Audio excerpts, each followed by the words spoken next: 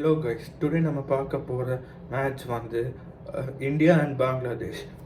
பங்களாதேஷ் வந்து டாஸை ஜெயிச்சு பேட்டிங் எடுத்தாங்க. எனக்கு வந்து அவங்க ஏன் பேட்டிங் எடுத்தாங்கன்னு அது ஒரு கொஷின் மார்க்கு. மேட்ச்சை வந்து துபாயில் வரும். மேட்ச் ஹோஸ்ட் வந்து துபாயில் வந்து டியூ வரும்காக அவங்க வந்து டியூ வரும் தெரியும்ல. அதுக்கப்புறம் ஏன் பேட் ஃபர்ஸ்ட் எடுத்தாங்க? இந்த மாதிரி அவங்க வந்து டாஸ் ஆகிட்டு அவங்க ஒழுங்காக சூஸ் டு ஃபீல்டுன்னு சொன்னால் அவங்க வந்து இந்த மாதிரி மேட்சை கூட ஜெயிக்க சான்ஸ் வச்சுருந்தாங்க. அப்புறம் அவங்க பிளேயிங் அவங்க ஸ்குவாடில் வந்து அவங்க இதுக்கு அந்த பேட்ஸ்மேன் ரியாத் ட்ராப் இதுக்கு அவங்க இதுக்கு ரியாத் ட்ராப் பண்ணாங்கன்னே புரியல. அவங்க பிளேயிங் 11 வாசல் Tanzir Hassan, the left-handed opening batter with Soumya Sarkar. அவங்க வந்து ஏன் இந்த மாதிரி ஒரு காலத்து தமீம் இக்பால், தாஸ், சௌமிய சர்க்கார், முஷ்ஃபிகுர் ரஹீம், ரியாது, ஷக்கீப் அல் ஹசன் இந்த மாதிரி வச்சுருந்தாங்க. 2019 வேர்ல்ட் கப் போயிருக்கோம். அப்புறம் அவங்க ஏன் அதை மாற்றி இந்த மாதிரி கொண்டு வராங்கன்னு புரியல. அவங்க ஏன் இந்த மாதிரி அவங்களோட பெர்ஃபார்ம் அவங்க வந்து ஏன் இந்த மாதிரி தமீம் இக்பால், தாஸ் எல்லாம் ட்ராப் பண்ணாங்கன்னு புரியல. அப்புறம் இவங்க ஸ்குவாட்ல வேற வச்சிருக்காங்க ரியாதை. ரியாத் ஏன் எனக்கு ஆடலன்னு வேற தெரியல. ரியாதுக்கு இருக்கிற ஃபினிஷிங் ஸ்கில்ஸ்க்கும் அவர் காலங்காலத்து எப்போலேருந்தோ ஆடுறாரு. பங்களாதேஷ் ஆரம்பிச்சதுலேருந்து அப்போலேருந்து ஆடுறாரு. அவருக்கு அவ்வளோ எக்ஸ்பீரியன்ஸ் வேறு இருக்குது. அவர் ஏன் ட்ராப் பண்ணான்னு புரியல. ஆனால் இன்னைக்கு பங்களாதேஷ் ஒழுங்காக வந்து இந்த மாதிரி அதிசயம் போலிங் ஒழுங்காக போட்டாங்க. ரிஷாத் ஹுசைன் அவங்க இன்னொரு ஸ்பின்னர் மெஹ்தி ஹசன் மிராஸும் இன்னைக்கு சூப்பராக போட்டாங்க. கம்மிங் டு ஃபாஸ்ட் பவுலிங், அவங்க ஃபாஸ்ட் பவுலிங் வந்து தன்சீம் ஹசன் ஷக்கீப்னு ஒரு யங் டேலண்ட்டு சூப்பராக போடுவார். ஆனால் இன்னைக்கு வந்து அவர் வந்து பெருசாக எதுவும் பண்ணல. அதுவும் இன்னைக்கு சுமன் கில்லுக்கு போட்டார் பாரு ஒரு பால். சுமன் கில் அலட்சியமாக அவர் தூக்கத்தில் கூட அந்த ஷார்ட் ஆம் புல்லு சூப்பராக ஆடினார். அது இன்னும் கண்ணில் வேற நிற்குது. அது தன்சீம் ஹசன் ஷக்கீப். அதுக்கப்புறம் தஸ்கின் அகமது வைஸ் கேப்டன். இன்னைக்கு வந்து அவர் இதுக்கு ஏன் வந்தானே புரியல. சும்மா வந்து அவர் வந்து வைஸ் கேப்டன் அவர் ஸ்குவாட்ல இருக்கிறது காரணம் வைஸ் கேப்டன் தான் போல. அவர் இப்போ பழைய மாதிரியும் ப்ளே பண்ணுறது இல்லை.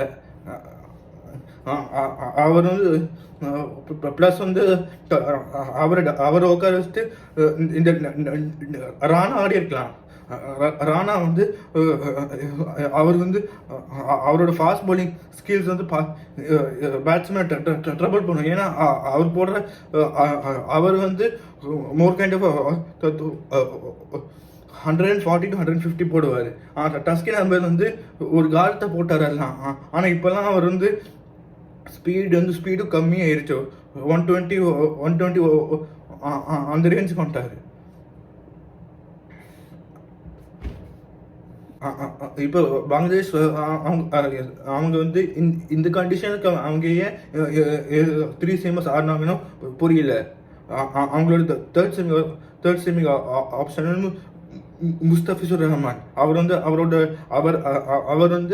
ஏன் இன்னைக்கு ஆடினாங்கன்னா அவரோட லெஃப்ட் ஆர்ம் சீம் வந்து இந்தியன் பேட்ஸ்மேன் ட்ரபிள் பண்ணணும்னு பிளான் போட்டாங்க.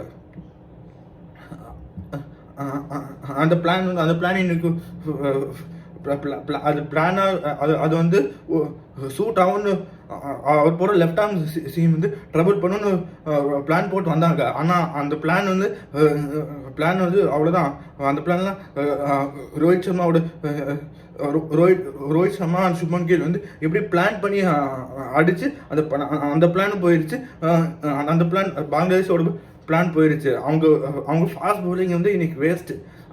அவங்க இன்னைக்கு ஒழுங்காக அவங்க வந்து இன்னைக்கு ரிஷாத் ஹுசைன் அண்ட் மெஹதி ஹசன் தான் இன்னைக்கு ஒழுங்காக பவுலிங் போட்டு கொஞ்சம் பேரை காப்பாற்றினாங்க.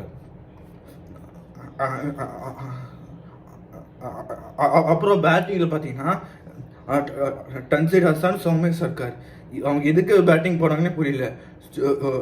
சும்மா கொஞ்சம் பஸ்ஸில் தூங்கிட்டு வந்தேன். அதுக்கப்புறம் ஸ்கோரை பார்த்தீங்கன்னா சைக்கிள் கேப்பில் 55-5 ஆயிடுச்சு.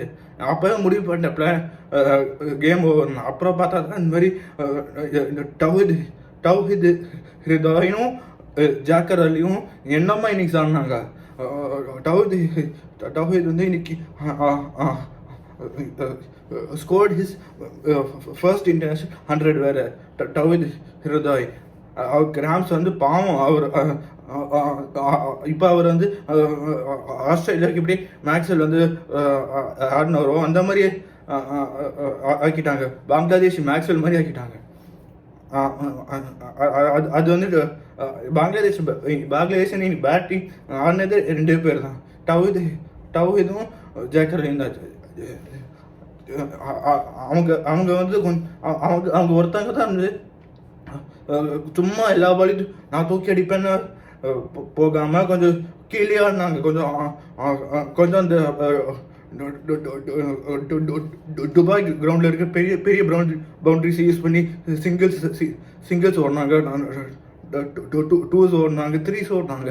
இந்த பாக்கி பேட்ஸ்மேன்லாம் வந்து இந்த மாதிரி சிங்கிள்ஸ்லாம் வேண்டாம், அடித்தா 6 இல்லை 4 தான் அடிப்பேன்னு போனாங்க.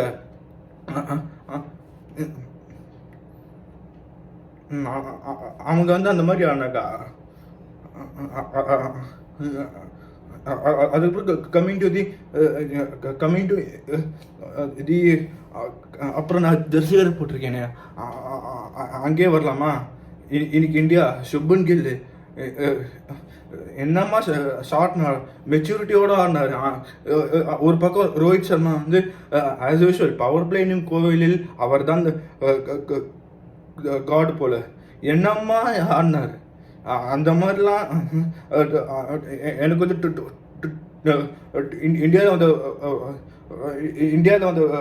இந்தியாவில் ஆடினார் அகேன்ஸ்ட் இங்கிலாந்து ஒரு அந்த ஒன் டே சீரீஸில் ஒரு 100 அடிப்பார். அதே மாதிரி தான் ஆரம்பித்தார். பாவம் இன்னைக்கு மட்டும் அந்த பவர் பிளேலுக்கு கடைசி ஒரு 2 பால்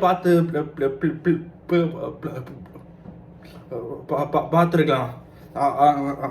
அவர் வந்து இந்த மாதிரி அவர் வந்து பிளான் பண்ணிட்டாரு.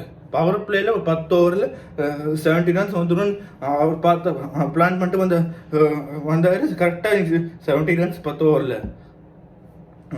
அதுக்கப்புறம் பிரின்ஸ் கில் அவர் தான் செம்ம இன்னைக்கு ஆங்கர் பண்ணி இன்னைக்கு இந்தியா வந்து அவர் வந்து இந்த மாதிரி நான் அடிக்கணும்னு பார்க்காம வெறும் சிங்கிள்ஸ் அண்ட் டபுள்ஸ் ஓடியே 100 அடித்தார். பிரின்ஸ் கில் வேறு இன்னைக்கு வேறு இந்த பேக் டு பேக் 100s வேறு. போன மேட்ச் அகேன்ஸ்ட் இங்கிலாந்து அஹமதாபாத்தில் வந்து அவர் வந்து அதுவும் 100. அங்கேயும் வேறு அடித்தார் 100. அதுக்கப்புறம் ரோஹித் சர்மா 40 அடித்தார். விக்கெட் கீப்பர் கேஎல் ராகுலும் 40 அடித்தார். அதுக்கப்புறம் Virat Kohli 22. So Indian batting வந்து ஒருத்தர் ஷீட் ஆங்கர் ஆடிட்டு அவரை சுற்றி எல்லாரும் ஆடினாங்க. பங்களாதேஷ் இதே மாதிரி இப்போ பண்ணியிருக்கலாம். ஆனால் என்ன பண்ணாங்க, முடியாது நான் அடிப்பேன் தான் போனாங்க. அந்த மாதிரி பிளான் பண்ணி போய் தான் அக்ஷர் படேலுக்கு 2 விக்கெட்ஸு, அப்புறம் ஹர்ஷித் ராணா 3, ஷமிக்கு 5 விக்கெட் கொடுத்து ஷமி வந்து the fastest player from the fastest player to take 200 wickets ஆக்கினாங்க. அதான் பங்களாதேஷ் வந்து இந்த மாதிரி அவங்க கிரிக்கெட்டை வந்து அவங்க என்னமோ நாங்கள் தான் பேஸ்பால் மாதிரி ஆடணும்னு பிளான் பண்ணிட்டாங்க போல. இப்போ பேஸ்பாலே அது பேஸ்பாலில் இல்லை, அது பேஸ்பாலில் அவங்க வந்து பேஸ்பால் டெஸ்ட்லேயும் ஃப்ளாப்பு, ஒன் டே ஃப்ளாப்பு, எங்கே போனாலும் ஃப்ளாப் ஆயிடுச்சு. அவங்க ஏன் இந்த மாதிரி இங்கிலாண்டும் அதே பிடிச்சி தூங்கிட்டு இருக்காங்கன்னா பங்களாதேஷும் இந்த மாதிரி நானும் அதே மாதிரியா ப்ளே பண்ணணும்னு டிசைட் பண்ணிட்டாங்க போல. பங்களாதேஷ் இதுக்கு மேலே அவ்வளோதான். பங்களாதேஷ் வந்து அவங்களோட மொத்த டீமையும் மாற்றி ஆப்கானிஸ்தான் மாதிரி யங்ஸ்டர்ஸ் க்ரூம் பண்ணி பண்ணாங்கன்னா வாய்ப்பு இருக்குது. ஆனால் இந்த சாம்பியன்ஸ் ட்ராஃபி பங்களாதேஷ் அவுட்டு, பாகிஸ்தானும் அவுட்டு, அவ்வளோதான். அவங்களுக்கு இனிமேல் தக்காளி டிக்கெட் தான் வீட்டுக்கு. அதுக்காக அவ்வளோ. நெக்ஸ்ட் வந்து அக்ஷர் பட்டேல் இன்னைக்கு என்னமா போட்டார், ஒரே ஒரு 2 விக்கெட் வேறு. முஷ்ஃபிக் ரஹீம் பேர் தான் எக்ஸ்பீரியன்ஸ்ட் பிளேயர். அக்ஷர் பட்டேல் அப்படி தூக்கி மெதுவாக போட்டார். முஷ்ஃபிக் ரஹீமோட அவரும் என்ன பெரிய பெரிய ஹிட்டர் நினைப்பு. பின்னால் போயிட்டு பேக் ஃபுட் டிஃபென்ஸ் ஆடுறாரு, பேட்டில் போய்ட்டு காட் பிஹைண்ட் போகிறாரு. எனக்கு இல்லை புரியல, ஆடுறது பால், அதுக்கே பேக் ஃபுட்டில் போய் ஆடணும். டிஃபென்ஸ்னால் ஃப்ரண்ட் ஃபுட்லேயே ஆடினால விக்கெட்டாக சேவ் ஆகிருக்கும். அவங்க முஷ்ஃபிக் ரஹீம் ஏன் அந்த மாதிரி ஈஸியாக விக்கெட் போயிடுச்சுன்னு தெரில. முஷ்ஃபிக் ரஹீமுக்கு இருக்கிற எக்ஸ்பீரியன்ஸுக்கு அவர் ஒழுங்காக ப்ளே பண்ணியிருக்கலாம். அது வந்து அவங்க முஷ்ஃபிக் ரஹீம் அந்த பக்கம் தான், இந்த பக்கம் அக்ஷர் பட்டேல் வந்து அக்ஷர் பட்டேலுக்கு என்ன நம்ம அக்ஷர் பட்டேலுக்கு இன்னும் ஐபிஎல் இன்னும் ஸ்டார்ட் ஆகுன்னு யாரும் சொல்லுங்க. அவங்க அவரை அடிச்ச ஷாட்டில் டிசியில் வேணா போய் 6 போவோம். துபாய் இருக்கிற பெரிய துபாயிலலாம் அந்த மாதிரி ஷாட் ஆனால் நேராக கைக்கு தான் வரும். ஏன் அந்த ஷாட்னே புரியல. ஒழுங்காக கீழே ஆடி இருக்கலாம் அந்த ஷாட்டு, இதுக்கு ஏன் தூக்கி மேலே அடிக்கணும்னே புரியல. அது பிசாம அக்ஷர் பட்டேல் நம்பர் 7 வந்திருக்கலாம். விக்கெட் கீப்பர் ராகுலே நம்பர் 5 அனுப்பிச்சுட்ருக்கலாம். ராகுல் இன்னைக்கு என்னவா ஆடினாரு. ஒரு லூஸ் ஷாட்லேயே அந்த பேரு தான் ஒரு கேட்ச் கொடுத்தாரு ஜாக்கிர் அலி, அந்த கேட்சே விட்டார். இது பங்களாதேஷா பாகிஸ்தான் 2.1 புரியல. தேங்க்யூ ஃபார் வாட்சிங்.